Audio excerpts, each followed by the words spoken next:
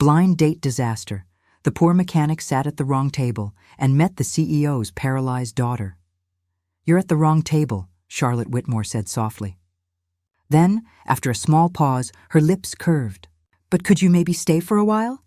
Her voice was gentle, uncertain but not afraid. Her eyes, a clear sea blue beneath soft golden curls, met Jake's with curiosity and something else. Loneliness.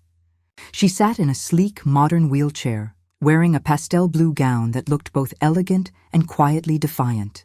The warm lighting of the restaurant cast a halo around her, but her smile held a quiet ache. Jake Turner froze mid-squat, halfway into his chair. His calloused hands hovered awkwardly over the crisp linen napkin. He looked around, confused. This is table 7, right?" he asked, holding up a crumpled note with the number scribbled in pen. "It is," Charlotte replied, lips twitching with amusement. "But you're probably not who I was supposed to meet tonight." Jake scratched the back of his neck, cheeks burning. He wore his best button-up, still wrinkled from the back of his closet, and boots that were clean but clearly belonged to a man who worked hard for a living. "Then I guess I really am in the wrong place," he said. Starting to rise again, Charlotte hesitated. "But if you don't mind sitting with me anyway, I wouldn't mind a little company," he blinked. "Really?" "I mean," she said with a small dry smile, "it's already awkward. Might as well embrace it." Jake laughed softly and sat down. Just like that, two strangers, both at the wrong table, began a conversation that would change everything. Neither of them knew that fate, or a very convenient mix-up, had brought them together. Charlotte had come to the upscale restaurant that night for a blind date arranged through a discreet, photo-free dating app.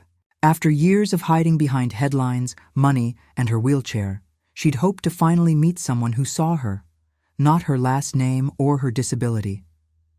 Her match, a man named Daniel G., was supposed to meet her at table 7. Jake, on the other hand, had never used a dating app in his life. His best friend Marcus had signed him up as a joke, filled out a fake profile, and even booked a dinner reservation using a free voucher he'd won from a radio contest. The plan was simple.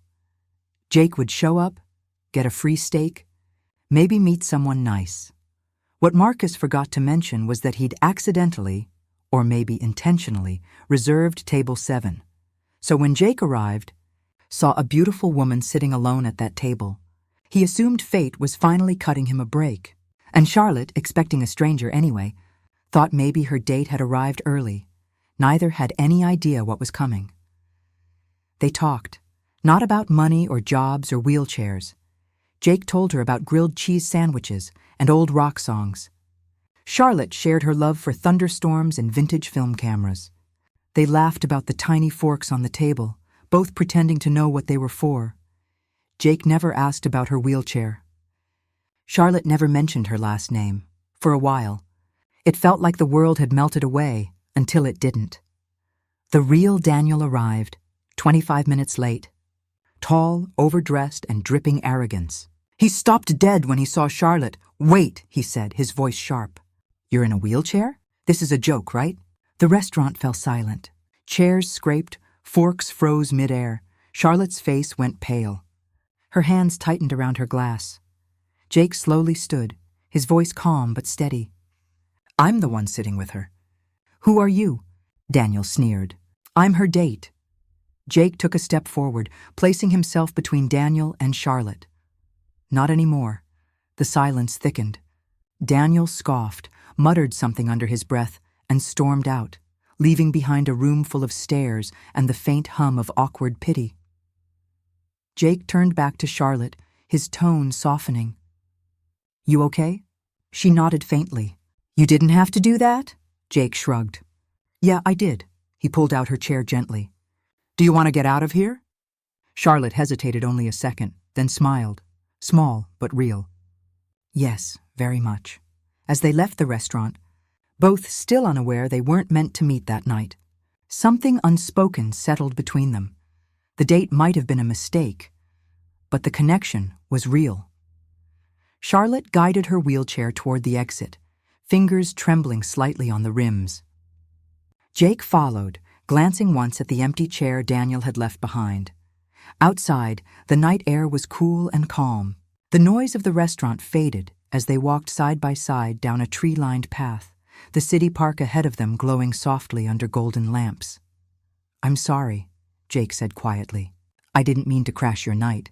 I really thought I was supposed to be at that table." Charlotte stopped by a bench and turned toward him. "You weren't supposed to be," she said softly. "But maybe—" "I'm glad you were," Jake smiled, rubbing the back of his neck in that awkward, endearing way. "If you still want someone to eat with, I know a food truck not far from here. Grilled cheese and tomato soup. Nothing fancy, but the guy remembers your name after one order." Charlotte tilted her head, smiling. "Grilled cheese sounds perfect." They walked, she wheeled, he matched her pace, through quiet city streets until the warm light of a small food truck came into view. Jake ordered for both of them, adding, "Extra crispy edges." Trust me, they carried their food to a nearby park bench. Steam rose from their paper cups, mingling with the cool night air. Charlotte sipped her soup. "So what's your story, Mr. Mechanic?" Jake laughed. "You already figured me out? You smell like engine grease." "And kindness," she teased. "I'm a fast learner." He chuckled, then looked down at his sandwich. "Well," he began, "my dad passed when I was 10. Mom worked nights at the hospital. I started fixing bikes in middle school, then cars by high school. Never had much, but my little sister, she just graduated college. Full ride." His smile softened. "That's what mattered." Charlotte's expression melted. "You raised her?" He nodded. "Best thing I ever did." She leaned back in her chair, eyes soft. "That's beautiful." Jake studied her face. "What about you?" Charlotte hesitated. Her fingers tightened slightly around her cup. 3 years ago. Car accident. It was raining. I lost control," she swallowed. "My lower spine was crushed. The doctor said I was lucky to live. Some days I'm not sure if that's true." Jake didn't look away. His voice was quiet, steady. "I think it is." She turned her gaze from him, blinking fast. "Tonight was my first date since," she admitted. "I thought, if I hid everything, maybe someone could see me before they saw the chair." "I saw you," Jake said softly. She looked up, startled. "You were wearing a blue dress," he said.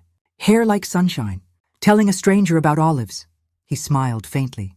"That's what I saw." For a long moment she couldn't speak. Then, as she reached for her drink, her hand slipped, spilling juice across her lap. "Oh," she gasped, flustered.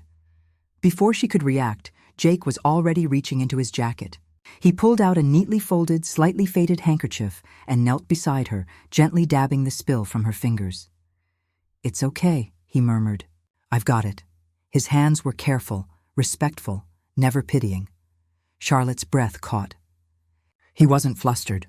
He wasn't uncomfortable. He just helped. Jake looked up, meeting her eyes. "I wiped your hand because it's beautiful," he said quietly, "not because I feel sorry for you." She froze, something small and fragile breaking open inside her. Then slowly her lips curved into a smile. Not polite, not guarded, real. A quiet, radiant smile that reached her eyes. Jake smiled back, folding the handkerchief neatly before tucking it away. They finished their food in easy silence, the hum of the city wrapping around them like a song. When they finally stood to part, Jake said, "I don't know what tomorrow is, but tonight, I'm really glad I sat at the wrong table."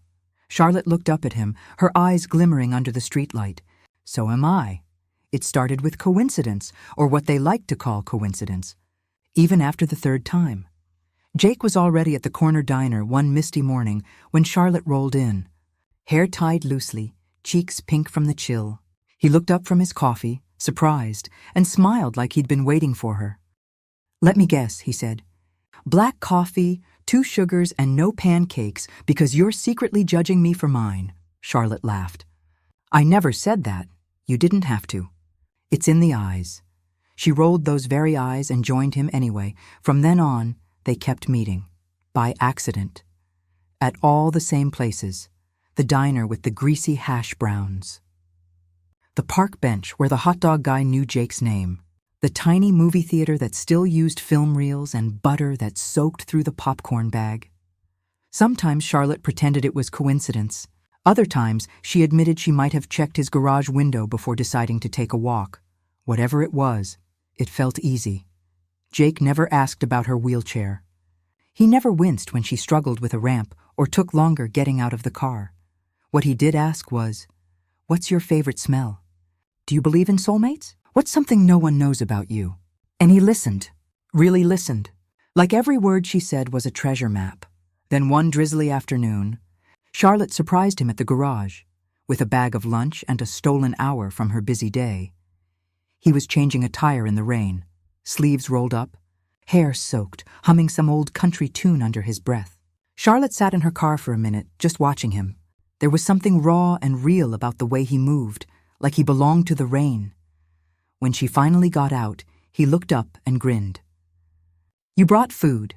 I may love you," she smirked. "It's just grilled cheese." He wiped his hands on a rag. "It's the gesture that counts." They sat under the garage awning while the rain tapped a steady rhythm against the tin roof, eating sandwiches and laughing between bites. The napkins didn't help much, but neither of them cared. Jake peeled off his gloves, leaned back, and said, "You know, when I was a kid, I wanted to be an artist." Charlotte raised an eyebrow. "Really?" "Yeah. I used to sketch everything. Cars, trees, birds, even cereal boxes. Once I tried to draw my sister while she was crying, and she didn't talk to me for 3 days. Charlotte laughed, shaking her head. "Why'd you stop?" His smile faded just a little.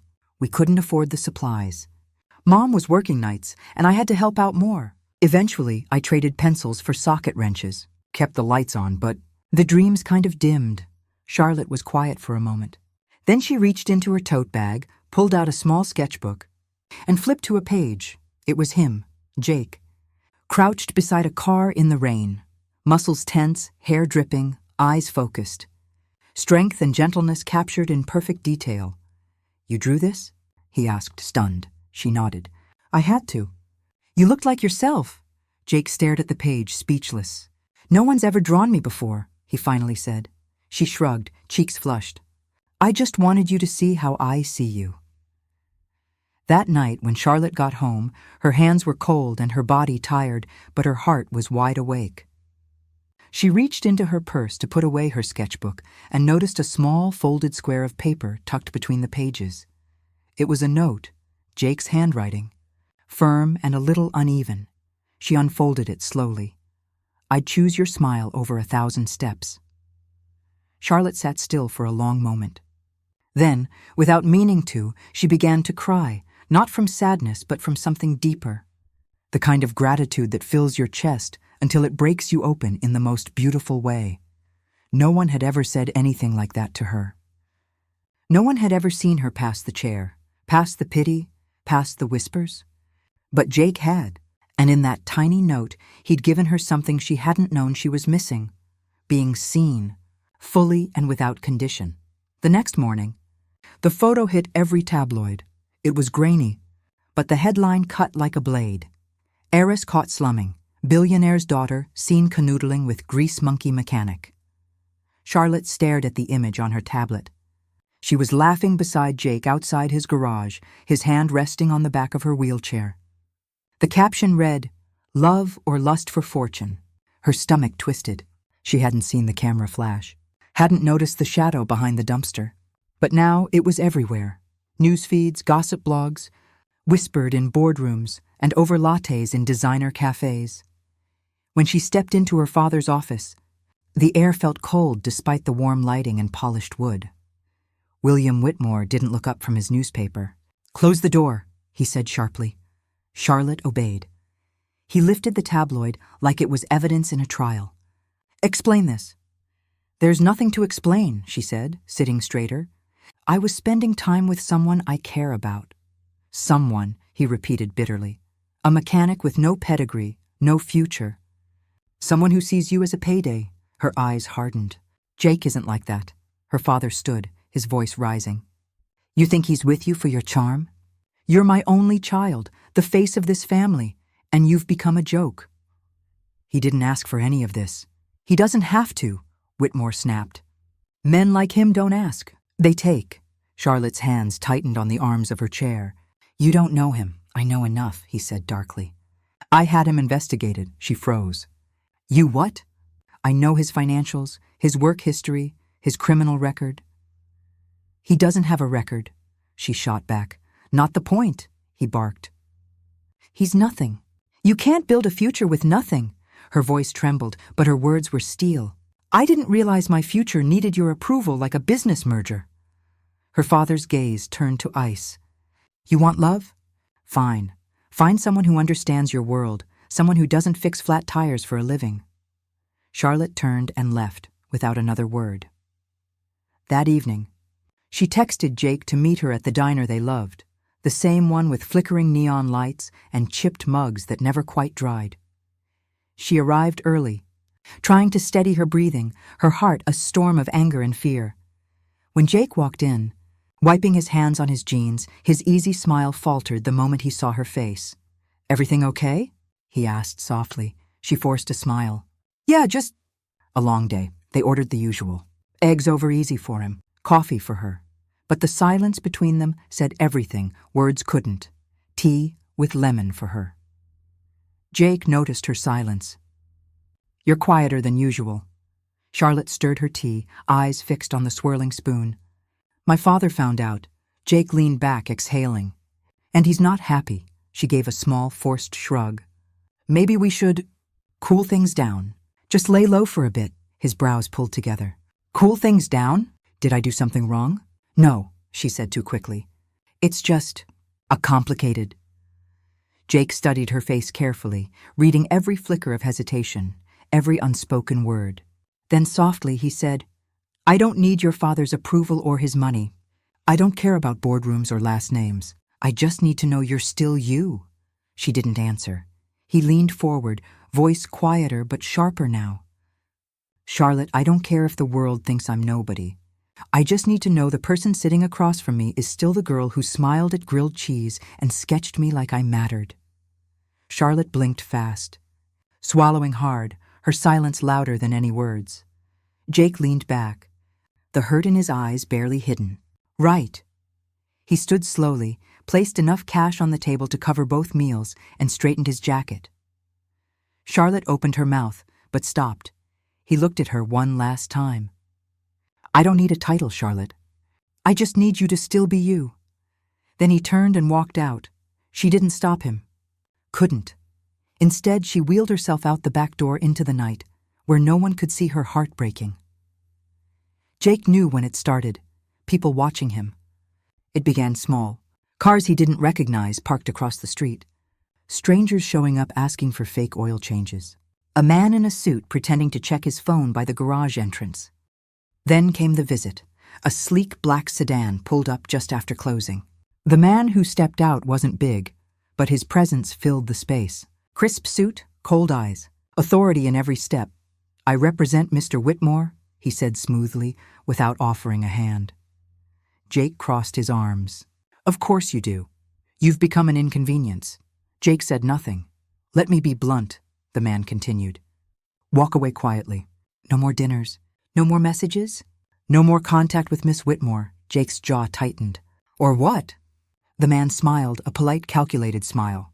You know how fragile your license is. A report here, a failed inspection there. Things happen. Loans disappear. He slid a business card onto Jake's workbench. Be smart. Then he turned and left. Jake stood there long after the taillights vanished. His hands trembled, not from fear, but from rage, helplessness, and love. He looked at his phone. One missed call. Charlotte. He didn't call back. He couldn't. For her sake.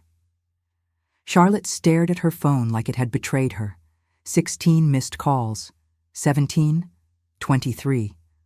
All unanswered. The last time they'd spoken was at the diner. Since then, silence. She texted, Are you okay? Nothing. Please talk to me. Nothing. Jake, I'm sorry. I didn't mean to push you away. Still nothing. She called every night, let it ring until voicemail, left messages through tears. By the third one, her voice cracked. By the seventh, she stopped trying. But every morning, her first thought was the same. Call him. Just once more. Then one night, after a week of silence, she found an envelope in her mailbox. No name, just her address written carefully across the front. Her fingers trembled as she tore it open. Inside was a single folded piece of paper, Jake's handwriting rough but familiar. "I can't walk beside you, Charlotte, but I'll always be just behind you, like a shadow that keeps you standing. This isn't goodbye. It's just me keeping you safe.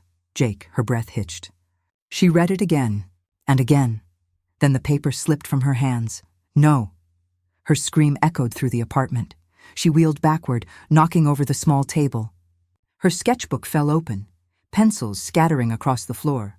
She slammed her fists against the arms of her chair, tears streaming down her face. "Why?" she cried out. "Why are you doing this?" She pushed herself to the door, threw it open, and rolled into the empty hallway. "I don't want to be protected," she shouted into the silence. "I want you!"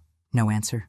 Only the faint hum of the vending machine and the sharp, uneven sound of her sobs. She rolled back inside and slammed the door shut. Then she did the only thing she hadn't done since the accident. She let herself fall apart. Rain came without warning. Heavy drops soaked her dress as she wheeled herself down the street, hair clinging to her cheeks, breath short and quick. She didn't care. She didn't tell anyone where she was going. She just went. The bridge wasn't far, but every inch of the way felt heavier than it should. Her arms ached. Her fingers numb, but she kept pushing, because the memory was stronger than the storm. It was her favorite place as a child, the old pedestrian bridge over the river. Her mother used to bring her there on warm evenings. They'd count boats drifting by and toss breadcrumbs to the ducks. It was the same place her mother once told her, "You'll walk across this bridge on your own one day." That dream had died the night of the accident. And now, all she wanted was to reach it one last time, alone. Charlotte turned onto the ramp, her wheels squeaking against the soaked pavement. Rain poured harder, blurring the city lights behind her. Thunder rolled somewhere in the distance. She made it halfway across when the front wheel jolted to a stop. "Come on," she whispered. The wheel was caught between the bridge's old wooden boards. She rocked the chair gently, trying to free it, but it didn't move. Another tug. Nothing. And then she saw headlights. From the far end of the bridge, a delivery truck appeared, moving too fast for the downpour. Charlotte waved frantically, screaming, "Stop!" But the driver couldn't see her through the sheets of rain. The bridge was too narrow, visibility too low. She yanked at the wheels again, panic tightening her throat. The truck was closing in. Too close, too fast, too late. Suddenly, a voice broke through the storm, strong, desperate. "I'm not ready to lose you again." A figure burst onto the bridge, sprinting through the rain. Jake. His boots pounded against the slick wood, slipping once before catching himself. His eyes locked on hers. "Jake!" she gasped, tears mixing with rain. In one motion, he reached her, grabbed the handles of her chair, and yanked with everything he had. The wheel came loose just as the truck's horn blared, its tires screeching past them. He spun her chair out of the way, and they crashed onto the side walkway. Jake's arms wrapped around her as they fell, shielding her with his body. The truck disappeared into the storm. For a long moment, there was only thunder and the sound of their hearts. Charlotte clung to him, sobbing. Her fists gripped his soaked jacket. "I thought," she choked, "I thought you were gone for good." Jake cupped her face, rain running down his fingers like tears. "I tried to be," he whispered. "I thought staying away would protect you." Her eyes searched his, desperate, raw. "I don't need protection," she whispered. "I need you." Jake closed his eyes, forehead pressed to hers. "I couldn't stop thinking about you. Every second, every breath." She leaned closer, voice trembling. "Then don't leave again." "I won't." They stayed there, holding each other as the rain fell around them, a curtain between them and the world. Two broken hearts, finally stitched back together. Jake tightened his arms around her. "I love you, Charlotte." She looked up, eyes shining through the storm. "I love you too." Their lips met, slow, deep, rain mingling with tears, pain fading into something warm, real. And for the first time in years, she felt the weight inside her begin to lift. The Whitmore estate was silent when Charlotte returned the next morning. The storm had passed, leaving the gardens glistening under pale sunlight. She rolled through the marble entryway, the sound of her wheels echoing against the tile. Portraits of unsmiling ancestors lined the walls, men in suits, women in pearls, all carved from the same cold legacy. At the top of the stairs, her father's study door stood open. William Whitmore sat behind his massive oak desk, scanning papers as if the headlines about his daughter hadn't set the internet on fire days before. Charlotte entered quietly, her hands steady on the wheels. Without looking up, he said, "Did you enjoy your walk in the rain?" "I came to talk," she replied evenly. He finally glanced up, his gaze sharp, his jaw tight. "If this is about that mechanic again, don't waste your breath." Charlotte met his eyes without flinching. "Jake Turner is the man I love." His mouth twitched with disdain. "A man with no pedigree, no class, no vision. You call that love? You've been manipulated, Charlotte." "No," she said, her voice firm. "I've been seen, heard, respected, things I haven't felt in this house for years." William rose from his chair, moving around the desk, towering over her. But she didn't shrink back. "I built everything you have," he said coldly. "The life you live, the name you carry, all of it earned through sacrifice. I won't let you throw it away for someone who doesn't belong in our world." Charlotte's voice shook, but not from fear. "Then I don't want your world, not if it means choosing between you and my happiness." He blinked, stunned. "You'd walk away? From the company?" Charlotte nodded slowly, tears trembling in her eyes but her voice steady. "Yes. If you can't accept Jake, I'll step away from Whitmore Properties. I won't live under your control anymore." The air went still. A door creaked open behind them. Jake stood in the doorway, his hands clean, shirt pressed, but his eyes betrayed the nerves beneath his calm. "Mr. Whitmore," he said quietly, stepping inside.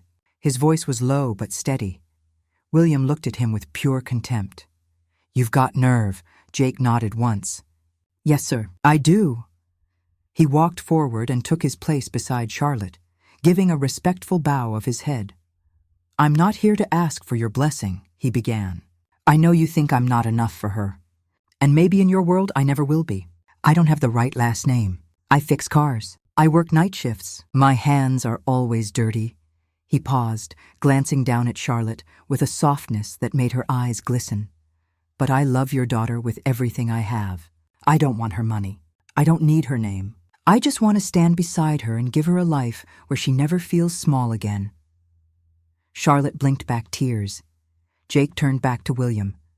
"You can dig through my records, threaten my job, send people to follow me, but you can't scare me into leaving her." William's face darkened. "You think that's courage?" Jake met his gaze, unwavering. "No, that's love." The room went silent, thick with pride, fury, and something unspoken. Charlotte reached for Jake's hand. "You once told me to find someone who would fight for me," she said softly. He just did. William's eyes moved between them, sharp but unreadable. He didn't speak. He didn't nod. He didn't forgive. But he turned, walked back behind his desk, and sat down. And somehow, that said enough. Jake's breath came out shaky as he squeezed Charlotte's hand. As they left the study together, she whispered, "You were perfect." He gave a small, nervous smile. "I was terrified." She leaned into him. "I've never been prouder of anything in my life." And for the first time since her mother's passing, Charlotte felt truly free. Because she wasn't just choosing love. She was choosing herself. 6 months later, the backyard behind Jake's garage looked nothing like it used to. Where there were once rusted tools, scattered tires, and old car parts, there were now folding chairs, strings of fairy lights, wildflowers, mason jars, and a handmade altar built from salvaged wood and polished metal Jake had crafted himself. It was simple. It was imperfect, but it was theirs. The guests were a mix of worlds that never should have met. Mechanics in rolled-up sleeves, neighbors from down the block, a few of Charlotte's college friends, and even a handful of Whitmore executives in crisp suits. But all eyes were on the two people standing at opposite ends of the grassy aisle. Jake stood beneath the altar, fidgeting nervously, his tie slightly crooked, just the way Charlotte always teased him about. Then the music began. Charlotte appeared from behind the garage, holding tightly to a silver frame walker. Her dress was elegant but simple, white satin that shimmered like moonlight. Her golden hair was braided softly, loose curls framing her glowing face. The guests gasped quietly as she began to move, one slow, steady step at a time. She wasn't being carried. She didn't roll. She walked. Jake's eyes filled instantly with tears. When she reached him, he took her hand gently, as if holding something sacred. "You walked to me," he whispered. Voice breaking, Charlotte smiled, breathless and radiant. "I told you I would." They stood together beneath the sunlight, surrounded by people who had once doubted, disapproved, or simply couldn't understand.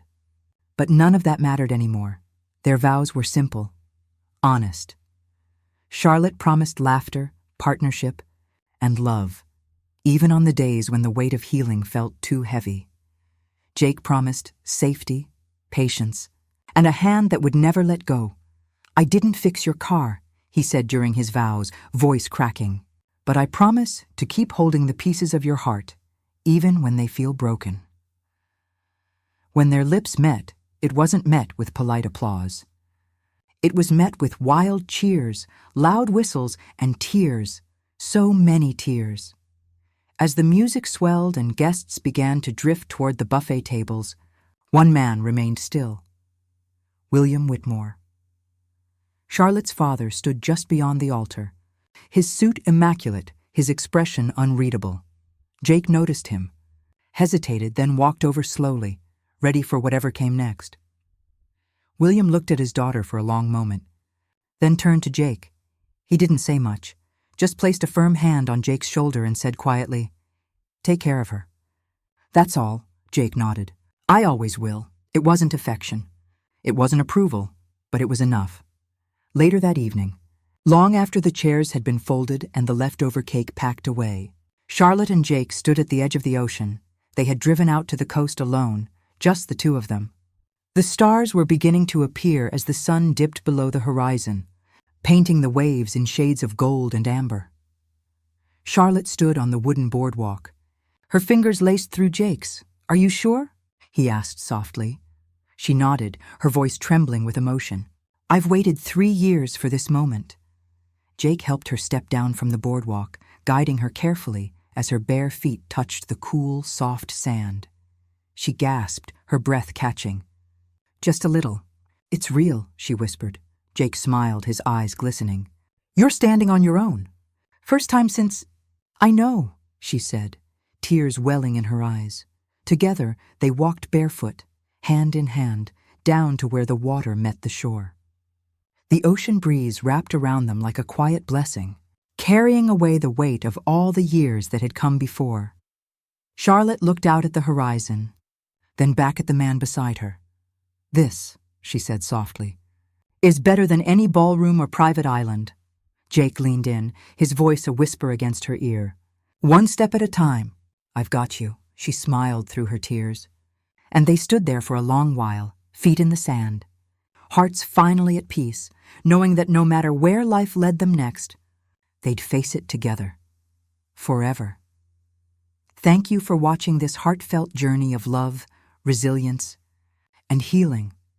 Jake and Charlotte's story reminds us that sometimes the wrong table leads us to the right person, and that true love sees beyond circumstances, beyond fear, beyond doubt.